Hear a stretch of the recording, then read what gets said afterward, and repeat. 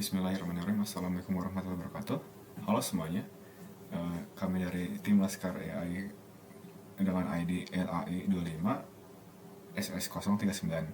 Di sini kami akan mempresentasikan capstone project kami dengan nama PIJAR, yaitu Object Detection for Visually Impaired People Using CNN and Text-to-Speech. Yaitu menggunakan CNN dan Text-to-Speech untuk mendeteksi objek bagi tunanetra. Pertama adalah tim kami, yaitu Muhammad Hasbi Rizqullah sebagai project leader, lalu saya sendiri sebagai Haikal Azizul Hakim sebagai data dan integrasi, lalu yang ketiga adalah Hubal Holik Habaza sebagai backend developer, di mana sedang ada halangan. Lalu latar belakang. Kenapa kami membuat project ini? Karena penyandang tunanetra seringkali menghadapi risiko tinggi saat beraktivitas di ruang publik yang tidak familiar karena kesulitan untuk mendeteksi rintangan visual, seperti kendaraan, lubang jalanan, dan hal-hal yang ada di jalanan. Hal ini tentu saja sangat berbahaya dan beresiko untuk penyandang tunanetra yang membatasi mobilitas secara mandiri dan meningkatkan risiko kecelakaan. Sehingga kami membuat proyek ini untuk membantu para tunanetra untuk mengurangi risiko di jalan. Lalu yang kedua adalah alasan.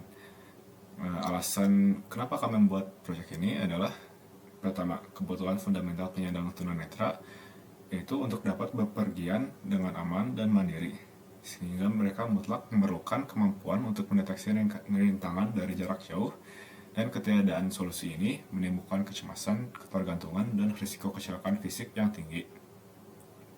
Yang kedua adalah kegagalan infrastruktur publik, di mana lingkungan pejalan kaki di Indonesia masih berbahaya.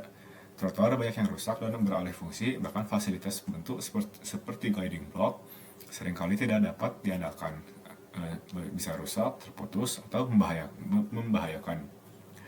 Lalu hal ini didukung oleh data dari koalisi pejalan kaki dan liputan media. Yang selanjutnya adalah hasil yang sudah ada atau SOTA, di mana hasil penelitian sebelumnya dengan judul penelitian Object Detection and Conversion of Text to Speech for Visually Impaired, yang menunjukkan hasil dari penelitian ini, tim tersebut berhasil mengembangkan sebuah sistem yang mampu mengubah objek yang terdeteksi kamera melalui yang terdeteksi melalui kamera menjadi sinyal audio atau ucapan. Sistem ini menggunakan model YOLO V4 untuk mendeteksi objek dan modul Google Text to Speech untuk konversi ke suara. Hasilnya adalah sebuah perangkat portable yang menunjukkan kinerja tinggi dengan tingkat toleransi keterbacaan di bawah 2%, dan waktu proses rata-rata kurang dari 3 menit untuk gambar seukuran kertas A4. Keunggulan utamanya adalah perangkat ini tidak memerlukan koneksi internet dan dapat digunakan secara mandiri oleh penyandang tunanetra. Lalu, selanjutnya adalah implementasi atau peningkatan alasan.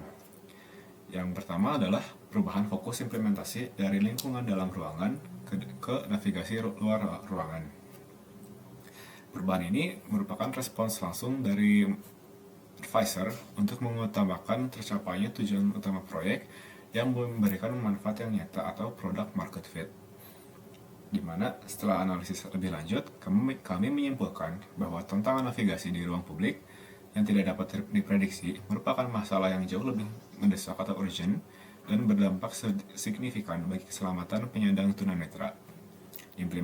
Implementasi ini secara langsung meningkatkan nilai manfaat dan dampak sosial proyek yang menjadikannya sebuah solusi yang lebih relevan dan kuat. Yang kedua adalah efisiensi sumber daya, di mana proyek ini mengoptimalkan arsitektur model AI agar lebih ringan tanpa mengorbankan performa. Selain itu, dilakukan juga optimasi pada sisi back-end untuk memastikan sistem dapat berjalan dengan biaya komputasi yang wajar, di mana hal ini penting untuk skalabilitas proyek di masa depan. Lalu yang selanjutnya adalah hasil yang akan dibacakan oleh rekan saya. Oke, untuk selanjutnya adalah pembahasan tentang hasil.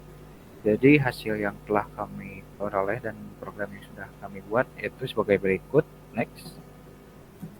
Dan ini user interface-nya yang sudah kami buat. Kita buat sesederhana mungkin agar pengguna bisa menggunakannya lebih mudah, terutama bagi penyandang tunanetra.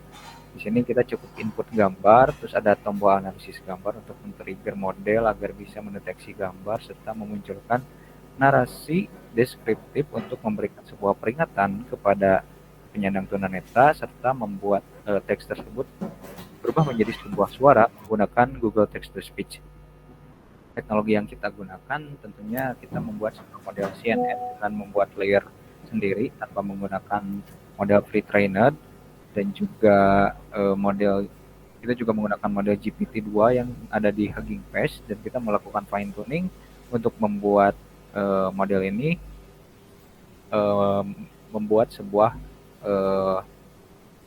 alerting gitu atau peringatan kepada tunanetra. Next. Dan untuk hasilnya, model CNN yang telah kita bangun di sini terlihat pada grafik dan hasil evaluasi model berikut, di mana train dan fall loss-nya beriringan ya turunnya, meskipun ada perbedaan dari train dan fall-nya, bahwa trainingnya itu cukup besar, tetapi waktu divalidasi ternyata lebih kecil. Ini menunjukkan ada bau-bau overfitting-nya, karena di sini kita menggunakan data yang sedikit karena kemarin tidak cukup untuk mengumpulkan data sebanyak mungkin, sehingga hasil evaluasinya mentok di 81%. Dan juga untuk bounding box loss-nya juga udah bagus, yang terlihat di sini bahwa MSCI-nya sudah mencapai di 0,03, yang mana ini cukup bagus bahwa model bisa mengetahui di mana letak posisi objek. Next. Untuk konfigurasi tuning GPT-2-nya kita menggunakan konfigurasi standar saja dengan epoch 10, lalu setiap stepnya itu 50, jadi ini nge-save modelnya. Lalu ada save total limit 2 dan logging step 20 dan konfigurasi lainnya, sehingga menghasilkan training loss yang cukup baik. Di sini training loss-nya berangsur turun, di mana ini menunjukkan hal yang baik bahwa GPT-2 ini berhasil mengerti data yang kita trainingkan ke model gitu. Next. Dan untuk dokumentasi hasilnya bisa dilihat dari link GitHub terlampir di slide, dan kita juga sudah membuat readme.md di sana, bisa dibaca nanti dan dilihat. Karena cukup simpel juga, kita juga deploy di Hugging Face, dan juga kalau mau menjalankan di lokal cukup menggunakan environment.pnv, install requirement.txt, dan juga run app.py-nya nanti. Next. Untuk rencana pengembangan proyek saya serahkan kepada teman saya. Baik, untuk rencana pengembangan proyeknya, pertama adalah pengembangan aplikasi mobile, di mana dari yang awalnya masih secara sederhana menjadi aplikasi mobile yang terdeteksi untuk aksesibilitas yang maksimal dan kemudahan untuk penggunaan di lapangan. Yang kedua adalah implementasi analisis semi real time, yaitu mengatasi kelemahan utama dengan fitur analisis video secara langsung pada aplikasi mobile dan memberikan peringatan instan kepada pengguna saat bernavigasi. Yang ketiga adalah integrasi Google Maps yang memungkinkan pengguna untuk menganalisis dan merencanakan rute perjalanan secara virtual yang mengidentifikasi potensi rintangan bahkan sebelum mereka memulai perjalanan. Yang keempat adalah kolaborasi dengan komunitas disabilitas, yaitu bermitra dengan organisasi terkait untuk melakukan pengujian produk, sosialisasi, dan distribusi yang lebih luas, memastikan solusi kami yang benar-benar menjawab kebutuhan. Baik, sepertinya cukup sekian dari kami. Mohon maaf atas segala kekurangannya. Wassalamualaikum warahmatullahi wabarakatuh.